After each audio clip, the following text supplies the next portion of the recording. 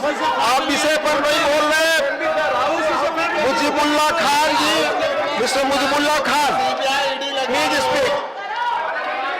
आप बोलिए, आपकी बात रिकॉर्ड पे जाएगी।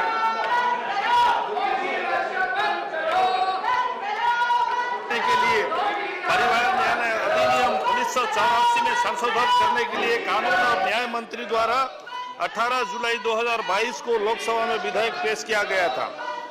हिमाचल प्रदेश और नागालैंड में क्रमशः 15 फरवरी 2019 और 12 सितंबर 2008 से परिवार न्यायालय अधिनियम का पूर्वव्यापी प्रभाव देने के लिए धारा 1 सब सेक्शन 3 में एक प्रावधान जोड़ा गया है।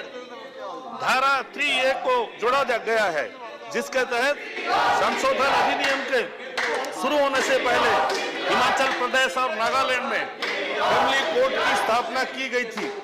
किए गए कर्तव्य की गई नियुक्तियों और शक्तियों कार्यों को वैध माना जाएगा। दूसरे शब्दों में हिमाचल प्रदेश में परिवार न्यायालय का कामकाज 15 फरवरी 2019 के संशोधन अधिनियम के प्रारंभ होने तक और नागालैंड में 12 सितंबर 2008 के बीच संशोधन अधिनियम प्रारंभ होने तक वैध माना जाएगा। इन संशोधन लाने का कारण हिमाचल प्रदेश में 3 परिवार न्यायालय के अधिकार क्षेत्र के हिमाचल प्रदेश के उच्च न्यायालय के समक्ष चुनौती है। परिवार न्यायालय अधिनियम 1984 के धारा 3 के तहत हिमाचल प्रदेश सरकार ने 15 फरवरी 2019 को शिमला, धर्मशाला और मंडी में 3 परिवार न्यायालय की स्थापना की, अधिसूचना की। इसी धारा के तहत नागालैंड सरकार ने 2 परिवार की स्थापना का अधिसूचना किया। 12 दिसंबर 2008 को दीमापुर और कोहिमा में न्यायालय। समस्या इसलिए उत्पन्न हुई उपाध्यक्ष महोदय, क्योंकि केंद्र सरकार हिमाचल प्रदेश और नागालैंड में अधिनियम को लागू करने के लिए परिवार न्यायालय अधिनियम 1984 के धारा 1 सब सेक्शन 3 के तहत राजपत्र अधिसूचना जारी करने में विफल रही। सरकार को इसकी पूर्वव्यापी प्रकृति के कारण एक संशोधित विधेयक लाने की आवश्यकता है।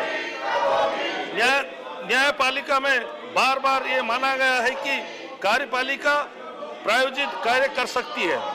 पूर्वव्यापी तरीके से कानून यदि और केवल अगर मूल कानून स्पष्ट रूप से ऐसी पूर्वव्यापी संशोधित कानून की अनुमति देता है। डॉक्टर इंद्रजीत प्यारेलाल गुप्ता बनाम WR मैथ्यू अन्य 1963 SCR 1 721 आयकर अधिकारी LP बनाम MC अन्य 1970 SC धारा 1 678 धारा 1 सब सेक्शन 3 कार्यपालिका का मूल लक्ष्य कार्रवाई की ऐसी स्पष्ट शक्ति प्रदान करती है। यह विधेयक परिवार न्यायालय को स्थापना और राज्य सरकारों और परिवार न्यायालय द्वारा की गई कार्रवाई को मान्य करने के लिए बनाए गए हैं। अपने उद्देश्य को पूरा करना जरूरी है। हालांकि इस संशोधन विधेयक में एक समस्या है उपाध्यक्ष महोदय। जब तक केंद्र सरकार ने कार्यकारी निर्णयों के माध्यम से राज्यों में परिवार न्यायालय अधिनियम 1984 के प्रदर्शन में अधिसूचना की है, ये पहला उदाहरण होगा जब इसके तहत प्रवर्तन को विधायी संशोधन के माध्यम से लाया गया है। इसीलिए संशोधित हिमाचल प्रदेश और नागालैंड को अन्य राज्यों को जो माननीय मेंबर बोल रहे हैं उनके सामने जाकर कृपया उन्हें डिस्टर्ब न करें प्लीज। प्लीज आप वरिष्ठ सदस्य दूसरे के बोलने के अधिकार का हनन न करें, दूसरे के बोलने का अधिकार का हनन न करें। माननीय सदस्य का वेल में खड़ा होकर नारे न लगाए, अपनी सीट पर जाए। हाउस के नियमों का पालन करें, अपनी सीट पर जाकर बैठे, दूसरे की सीट पर न जाए। पूर्वव्यापी संचालन की एक स्पष्ट शक्ति प्रदान करने के लिए धारा 1 सब सेक्शन 3 में संशोधन कर सकता है और उसके बाद सरकार एक कार्यकारी अधिसूचना जारी कर सकती थी। हिमाचल प्रदेश और नागालैंड में अधिनियम के पूर्वव्यापी प्रदर्शन के साथ हालांकि इसमें भी केंद्र सरकार और अधिक शक्ति होने की एक खामी है, विशेष रूप से पूर्वव्यापी आवेदन की शक्तियां। लेकिन इस अधिनियम के तहत ऐसे पूर्वव्यापी शक्तियों का दुरुपयोग करने की गुंजाइश बेहद सीमित है, यदि अनुबंधित है। माननीय उपाध्यक्ष महोदय,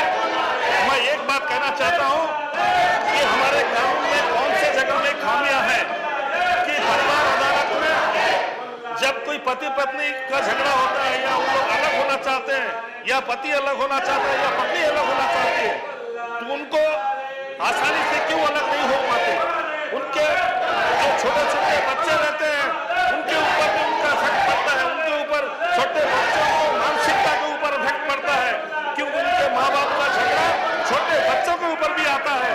इसीलिए मैं केंद्र सरकार से अनुरोध करूंगा, माननीय मंत्री जी से अनुरोध करूंगा कि इस विधेयक के साथ साथ सारा भारतवर्ष में ऐसा कुछ संशोधन लाया जाए ताकि जब कोई चाहेगा या पति चाहे या पत्नी चाहे वो आसानी से उससे अलग हो सके और शांति से रह सके। उनका झगड़ा सालों साल चलता है, 5 साल 7 साल 10 साल बीत जाता है।